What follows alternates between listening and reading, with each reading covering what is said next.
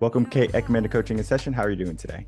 I'm great. How are you? Doing well. Thanks so much for coming on. Today, I have you on as a success coach, and boy, do we need that because so many people are sitting by the wayside. They're allowing success to run by them each and every day, and people are too afraid to reach out and grab their success. So we're going to be talking about the work that you do and how to help people become successful today.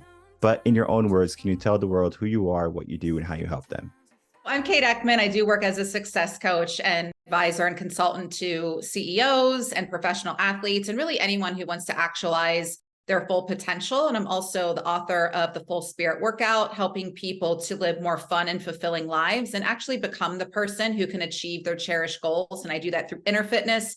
So we're building strong mental, emotional, spiritual muscles, which is a lot of fun. It sounds a little daunting, but way more fun than doing 100 burpees at the gym. And you still get those great fitness results, more confident, resilient, and strong on the inside to really help you combat all the storms that we're all weathering, live a meaningful life. So that's exciting, and do speaking around those concepts as well, and work in television as a presenter. But I really just want to help people live more truly fulfilling lives that light them up. You alluded to fulfilling lives, meaningful lives. What does that mean to a person? When you say that to someone, does that mean like a big house, fast cars, a lot of money? What does that generally mean? I think a lot of people certainly define success by those external terms. And I love nice homes and shiny objects and things as much as the next person. But I've experienced in my clients, and certainly all the people around me, I'm sure I've experienced, you may get the car, the house, the nice shiny object, and you feel really good and excited for about 15 or 20 minutes. And then it's on to the next thing, the next thing, and the next thing. And I think we've all experienced that moment of, wow, I have all the things that society says I should have that would make me happy. I've achieved this, I've achieved that, and yet I don't feel fulfilled. And those are a lot of the people that I work with. And I've certainly been there myself. And that's because none of that stuff can bring us lasting happiness. However, you just take a trip, even just for 4 days. What I just did, I went to Maui with my brother and his family and was laughing and being silly with my niece and nephew and riding the waves and taking time off from the madness and stress of home and work. And that's something no one can ever take from me. There's no price tag that you can put on laughing with a loved one and having fun with a child and yourself and your family. And people that I work with, they've done all the big fancy things and they say to me, but I don't feel fulfilled, or I don't have that meaning. And for me, I define fulfillment as the things I just described. Certainly feeling a sense of peace, feeling that I'm contributing to society at large in the world, doing something greater than myself, and having a really strong why. And I think we feel fulfilled when we are more childlike, quite frankly, when we're not taking ourselves and our lives so seriously, and we're just able to experience more play and fun. And that's something that we sadly have to work a bit harder to achieve in our American culture. But I've reached a place where it's just, what do you want your legacy to be? And I'm thinking of that. And what do you want your life to be? And for me, I'm not getting the fulfillment out of my life just being about work and what I'm achieving and making the money to buy fancy things. It's not filling me up. Fulfillment is one of those things that many people realize when they finally get the house, the car, all of the material things that they can desire in their life. And they find out that they have been living life backwards. They have sacrificed their years to attain financial wealth, financial freedom. But when reality is, they could have been 18, having kids, and enjoyed every moment. Yes, it would have been more difficult because when you're financially fit and you start a family, it is so much easier. That's why many people are starting families at a later age now, in their 30s. And it's not only because of people want to live in that materialism, it's because they want to have the best family life they can from the get-go, not the struggle. However, there is something that happens in the struggle. It's almost like a magic where you start to see the little things in life, where you start to appreciate them even more. Just as you said, when you were in Florida, the smiles, the laughing, the moments together, those are the little things that we can start to look at. I wanted to define success with you because success is one of those definitions that are going to be different for everybody. Success could be me hanging out with my kid, choosing if I want to go to work or not. Success could be I have a Fortune 500 company and the world knows my name. When we define success, what does that definition mean to you? And then maybe even go a little bit further, what it means to the average person in the world. Yeah, I think for me, certainly it's nice that I have credentials, a scholarship athlete at Penn State University, that I competed at a high level as a competitive swimmer, got master's degrees at Northwestern and Columbia, two of the best institutes in the world. That makes me feel successful, and I'm grateful for those credentials and the success I've experienced in my career. Grateful, thank you, have worked very hard for it. But I have reached a level in my life and lost two loved ones to suicide in 1 year in recent years. And having to take a step back and really look at my life and the decisions I was making, I had to redefine success in that moment, because these were two very successful gentlemen on paper. That was a time where Kate Spade, Anthony Bourdain, Chester from Lincoln Park, so many people, beloved celebrities, were all dying by suicide. And you would hear again and again, well, why would someone that rich, that famous, that good looking, that successful, quote unquote, choose to end their life? It made me really ponder that question. For me, success now, the headline is a peace of mind, being able to look in the mirror and feel good about yourself because you've worked hard, you've helped other people, you have integrity, you're authentic, you are leading with your values, you're following your values, you're cultivating inner characteristics like compassion, intelligence, kindness. Your life is more about just little old you and what you can get out of it and what you can take. It's more about what you can give. And so I think when you're just in that place of really dwelling in the present moment, whether you're on the beautiful vacation or you're sitting at home by yourself or you're at the gas station doing some mundane task, I think it's being present in who you are and appreciating your breath and your life. And I saw something recently where a gentleman was asking this woman, I could give you $10 million today, but it comes with a stipulation. If I give you this $10 million, you won't wake up tomorrow. Do you still want the $10 million? And it's the answer. We all say, of course not. And what that shows is that our life, our breath, just simply waking up in the morning is more valuable than any sum of money. And I think we all know that, but just to put things in perspective, I'm very passionate about this concept and talking about these things because it is so counterintuitive and a complete 180 from the thinking of the world, especially in America, that tells us we have to be all these things and do all these things and have all these things to be not even just fulfilled, but be worthy of anything, be worthy of waking up. And it's just a lie that we've been sold, something we need to consciously unplug and unsubscribe from and create our own definitions. And that's just liberating too. When you can go off script, if you will, when you can go against the status quo and say, no, like I tried that. It doesn't work. I was this character in this script. I don't like this movie anymore. It's a horror film. I'm going to go over here to the romantic comedy and have more love and fun and joy in my life. That is so right, because we do have to see that success sometimes is not defined by us initially. Our parents give us success. Our teachers give us success. And as you said, society, the society that you're living in, is going to tell you what is success. It might say you have to be this status in order to be successful, or you can't do these things if you want to be successful. So we live in a world of limits, of bounds, where you can't be the artist anymore because that doesn't make any money. But we can see artists doing so well for themselves today. We do have to understand that our possibilities and what we can attain has to be something that we want. And you talked about our purpose, our passion, our why a little bit in the beginning. And that's important too, because when we can define that and we are clear on what we want to do, then we can start to go after the things we want. And then we can track how we're doing to get to the things we want. I believe that is where success is going to be shining the most, because if you give yourself a goal to say, run a 5K using fitness, right? We can use work, we can use anything, family, whatever. We can use that as our goal point. We might not be able to do 5K, start off just running a little bit, right? When you run a little bit, you could say, how far are you away from your goal? When you finally reach your goal, you have now attained your goal, right? You are successful. However, just because you reach your goal, it doesn't mean you're automatically happy, right? You give yourself goals. And I always say to place a goal behind a goal, because if you do not place a goal behind a goal, you're going to find yourself at the success line or the finish line, and you're going to say, well, what's next? And that's where many people fall into the trap of modern society, right? They get the house, they get the car, they get the family, and they're just not happy. They did everything that they're supposed to do. Success is what we define for ourselves, But then we also have to understand the purpose that we give ourselves. It has to be bigger than just a simple task or a simple goal. When we think of success in that world, how can we as coaches start to help our clients reach success more readily, more willingly, and be more defined in how they choose success rather than what was given to them by society?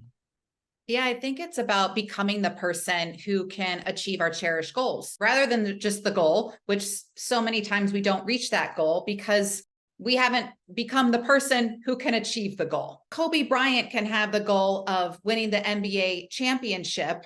He's become the person who can win it. If I have that goal, I'm not even in the NBA. They don't even allow women. It's just like, that's a silly goal for me to have. And I use a silly example because I think some people have the, or it's like, I want to lose 50 pounds.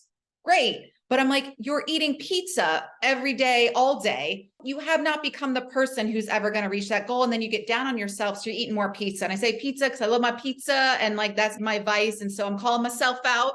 I'm not knocking anyone who's overeating or indulging in pizza. I've been there. For me, it is, that's why I wrote the book, The Full Spirit Workout, and went back to school and study all of these concepts to become the person so I don't have to try so hard or force or control or hustle and grind and manipulate. I attract. I'm a magnet to the phone calls, the emails, the opportunities, the experiences, the people. And it sounds like magic that this person just appeared in your life or you were given this opportunity, but it's not magic when you've done the work and you've done all of the things, the inner fitness, as I do, and have all the exercises in the book.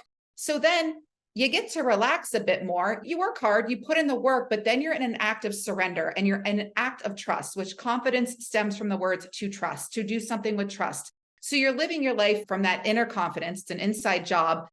And then you're just attracting and allowing and receiving rather than the force. Because you can kind of force or control or grind your way there. I've certainly been there. But that's when you get there and you get the thing and you're like, well, this doesn't even mean that much to me. It's like, I got to get more and more and more. Or if it's more of allowing, you get to really experience life and really suck the juice out of life and be in the moment, be present, and be more in alignment. What's a match for you rather than, again, going off some script. And it's like, well, I better do this because I got to make my parents proud. I got to impress this person. I got to get more likes. I don't even want this thing, but society tells me I need this thing. I think a lot of people married with children are in that thing. And so I think just being willing to spend the time quietly and ask yourself, what is it that I really want? Not what I want, but what I really want. And taking yourself on the walking meditation or just sitting, and I call it my sit and stare time, and just staring out the window and inviting in and listening to that, God, spirit, universe, if that's what you believe in, your inner wisdom, rather than that little voice that's like, why'd you say that dumb thing? Or you can't do that. You're never going to make it. Or who are you to have that dream? Putting that voice to bed, if you will, permanently, and then opening yourself up to hearing the truth and the love, and then making decisions from that guidance rather than the caca of the world, if you will. You alluded to the fallacy of success. People see the success. They don't see the long nights. They don't see the calls, the failures, the losses. They only see the glitter and the gold. That is what they want. They don't want the hardship. So the moment they get something that has a bad taste, a little bit of hardship, a little bit of struggle, oh no, I can't get this, right? It's just too much for me, right? Because we are just not conditioned. We just don't visualize the failures too. We only see the success. And there is a power to seeing success as our visualization. Like, we're looking at what we want, right? There is an aspect to that. But we do have to understand that there's going to be many trials and tribulations along the way that we have to face and we have to overcome. Think about climbing to the top of a mountain or something like that, or a big hill. And let's say that path is very rocky. In the beginning, you're going to find it pretty simple to take those steps. You have a lot of energy, you're motivated, you're getting to the top. Well, halfway there, you're tired. You now are maybe a little bit sore in your legs. You're going to trip a little bit more often because you are not, as you started, 100% primed and ready. It's that halfway point where many people give up. They say, you know what, this is too hard. This is a lot of work. This is more than what I thought. When that is going through someone's mind and they're struggling halfway to success, what's something that you can tell them, or they can think to themselves that's going to help them get to that top? You have to have a strong why. This comes up a lot, as an author, I hear from so many people, oh, I want to write a book, or how'd you do it? And I think, oh, great, you want to write a book. Okay, why do you want to write a book? More times than not, I hear, oh, well, it'll help my business. It'll give me more credibility. I can get some speaking things from it, something along those lines. Great, fine, no judgment. But all I can think to myself, and I usually don't share this unless, someone's really open to feedback, but I think you're going to maybe not write that good of a book. You're probably going to struggle. And because you're in that place, that will reflect in how many people read it, which probably won't be a lot. For me, my why I wrote this book, and it is a lot of work to write a book. And luckily that's my background. I'm a journalist and a writer. And to be so, for me, raw and vulnerable and go there and talk about the darkest moments of my life and things I've been through and all the research, it's a lot of work. But on the days and actually writing a book to me was a joy. It's kind of all the other hoopla that goes into the whole book promotion and publication. The actual writing of the book, I loved. But what keeps me going is my strong why. I dedicated the book to my loved ones who I lost to suicide. It was for them and everybody who struggles with mental health, which I've learned, especially the past 3 years under a pandemic, we all struggle with mental health. I don't know one person who did not suffer from anxiety, depression, stress, fear, anxiety, any of that during COVID, for instance. I think those moments you want to stop and you think, why am I, that's why so many people like these walks for breast cancer or suicide prevention or something, people go and they do the 10K or whatever, because they're like, I'm walking for my grandmother who's no longer with us. I'm walking for this person. I'm writing for this person. Having a strong why, 100% of the time, it's much bigger than you, because otherwise, like another silly example, if let's say for a health reason, I needed to lose weight. For me, weight loss, if it's about looking hot in a bikini, I am never going to lose the weight. I'm going to gain weight because it's like an FU to a misogynistic society that says I have to be skinny as a woman, for a man, more or less. And there's plenty of men who don't even want a skinny woman. Anyway, I don't subscribe to that. So if it's about that and looking hot so I can get male attention, I'm going to gain weight as an FU. But if it's I would like to lose weight so that I can live 20 years longer and be around for kids, grandchildren, be healthy, have the energy and capacity to teach these concepts and do this work, I'm going to lose the weight and be super healthy because I have a strong why. That means something to me. Does that make sense? No, it makes sense to me. I mean, I do this for the audience because when it comes to having coaches come on, my mindset is not the only mindset. If you listen to the podcast, we have over 300 episodes right now. I think you're like 340 something, maybe 350 or something like that. Hundreds of coaches, and we have different perspectives. So your perspective is going to be unique to you. And that's what helps people gravitate to want you to be their coach, because I can talk about mindset all day. I could talk about success, purpose, being in shape, why you should do the things that are going to be helpful in your life all day long. And I'm going to have my audience of individuals, and they're going to say, oh, we love everything you say. But then there's going to be people who don't resonate with me. And that's perfectly fine. I understand I'm not everyone's cup of tea, nor do I want to be. I want to facilitate. I want to provide. And the service that I give people is not me alone. I understand I can't change the world by myself. That is why we have other coaches, wonderful coaches like yourself, come on and tell people a different perspective, a unique way to view things. Because as you said, right, you want to lose 50 pounds. Well, okay, great. That's a great goal. But why? Like, why do you want to lose 50 pounds? So you're going to do your keto. You're going to do whatever you're going to do. You're going to lose the 50 pounds, but are you going to keep it off? What was the reason for truly getting rid of that weight, right? You have to be extremely brutally honest with yourself. Why are you doing it? And if it's because I want to look good in a bikini, I want to get the guy or the girl or whatever, okay, that could be an aspect. But what if we made it a little bit more powerful? What if we said that we can live to a long, successful age of life, maybe 70, 80, whatever, where you don't have osteoporosis and you're struggling to walk up the stairs, where you can run around with your grandkids and you can have those small moments of life, as you said, when you were in Florida, right? Those moments right there can happen today, tomorrow, and in 50 years, if you choose so. Why do you want to lose those 50 pounds again? Do you want to fit in that bikini, or do you want a long, healthy life in 25 years? When we start to define it that way for people, people start to say, I didn't think of it that way. Just as you said, do you want $10 million today and you're going to die tomorrow? or do you want the rest of your life and you can attain $10 million? And most people, they value life more. When we can show them that there's more to life, that even after your goal, your life is going to go on and it's going to be better because of it. And I think that's a powerful way to think and to have people think rather than just thinking superficially.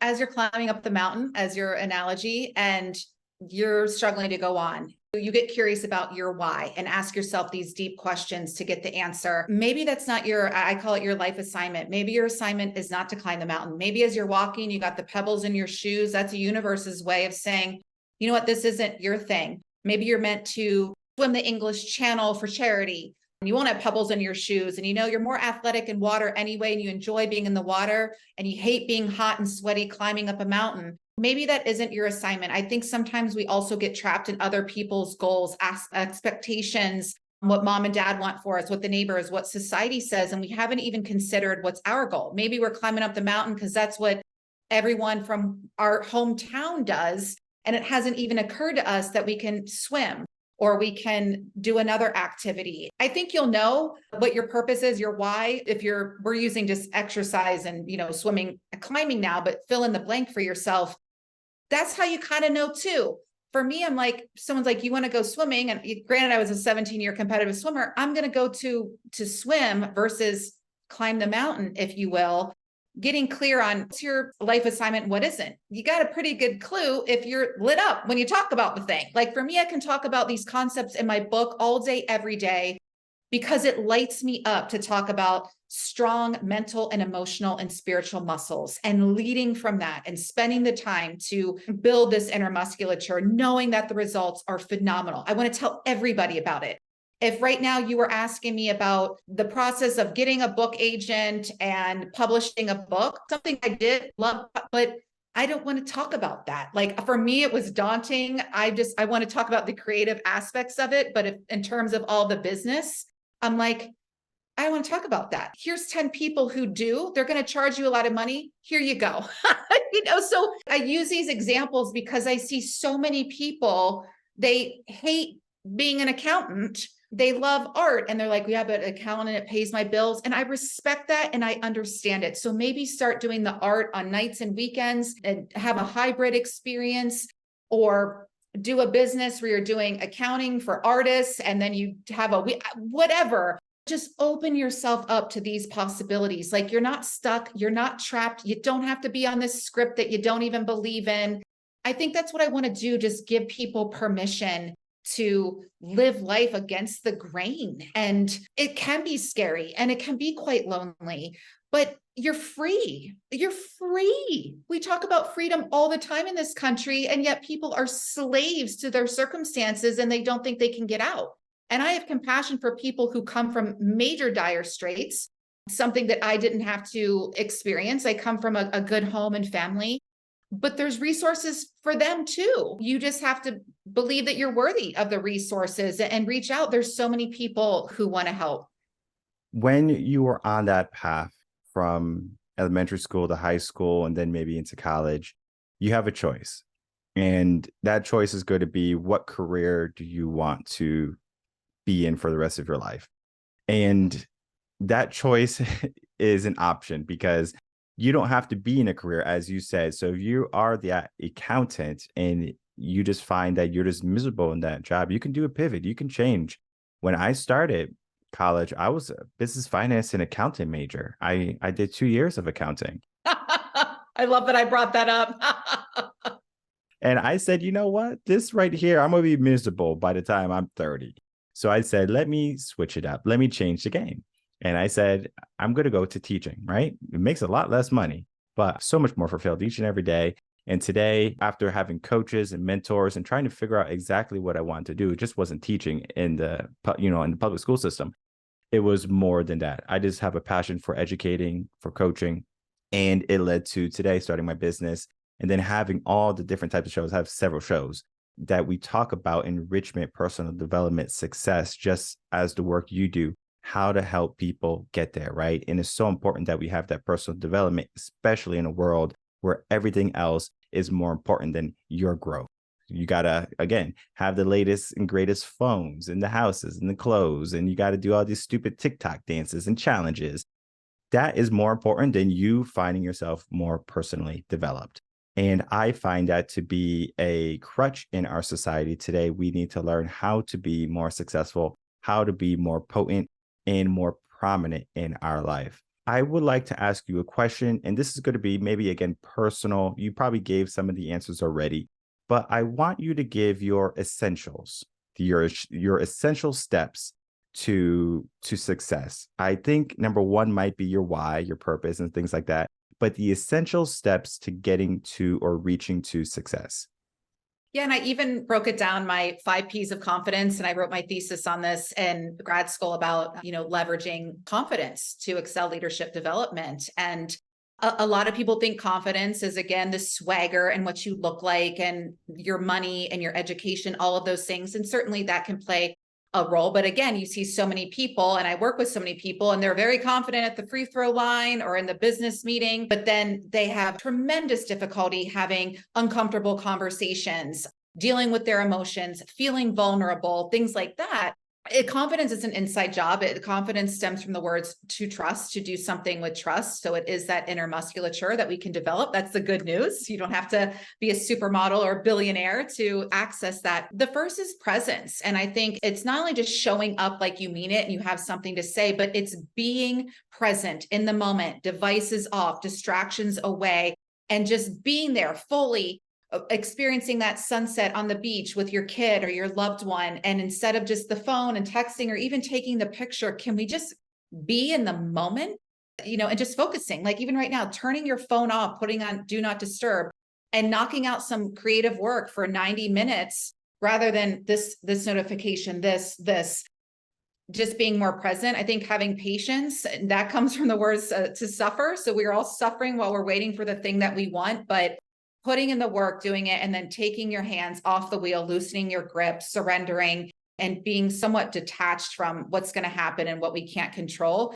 The purpose is our why that we spoke about. And then preparation and practice. People just think that you think your favorite entertainer or artist or athlete just shows up with, they work harder than anyone, not because they're the worst, but because they're the best. So giving yourself that time to really trust and go through the process and get messy and fail, get it wrong, and then learning about yourself and just being that much better. And I think the more that we can pause, in between meetings, in between goals, before we respond to the upsetting text or email that can ruin the relationship forever, to just take that moment. I have my clients in between all the Zooms or meetings, even just taking 5 minutes to be like, okay, what was the headline from that meeting? Okay, Kate's going to do this. I need to follow up with Sally. Okay. Or wow, like I'm feeling a lot of struggle within this team. I think we need to do a team building exercise, like allowing yourself to even recap and take a breath and go for a walk or get some fresh air, have a drink of water. And then person, it's a bonus P. It's be a person, someone who has struggled with 2 other P's, perfectionism and performance. But at what cost? I was filled with anxiety and insecurity often, like so many of us. Allowing your humanity to come through and shine and just embrace your imperfections and your flaws and what it means to just be human. That's what's authentic and relatable. And by you sharing where you got it wrong or having the courage to be vulnerable, you give other people permission to do that and to embrace humanity, which is so beautiful and so relatable. Yeah, when it comes to success, it is the totality of everything that we see. Most people see the surface level, but for the people who can see the deep stuff that requires or the requirements of success, the long nights, the fear, the anxiety, the stresses, all of that, learning how to overcome that is going to be essential for you to reach that success. However, we don't have to go in alone. We can get a coach, we can get someone, a mentor, a guide that's going to help facilitate our growth. And I find that we can go fast or faster when we have a coach. That is why I had you on, Kate, to talk about the work that you do and to show people that there is a way that they can be successful and it doesn't have to be the status quo. As we begin to wrap up, I would love to have some final words from you and then to please tell the audience how they can reach out to you. Yeah, I just want to remind you that you are powerful and you can do whatever you decide is important enough and you can achieve whatever you deem worthy. So, spending some time to get really clear on what you really want, what you deem worthy, and also spend some time exploring what you really value and then leading with those values and making decisions from those values and being okay with letting some people go and maybe leaving a job or leaving a relationship or leaving some clients and really blazing your own trail and spending more time, like I said, with the mental and emotional muscles and strengthening those. So then you don't have to try so hard. You will naturally attract what's meant for you. And it may not happen overnight and it may seem like magic and it won't work for you, but these are universal principles that are working whether you believe in them or not. And so I choose to believe.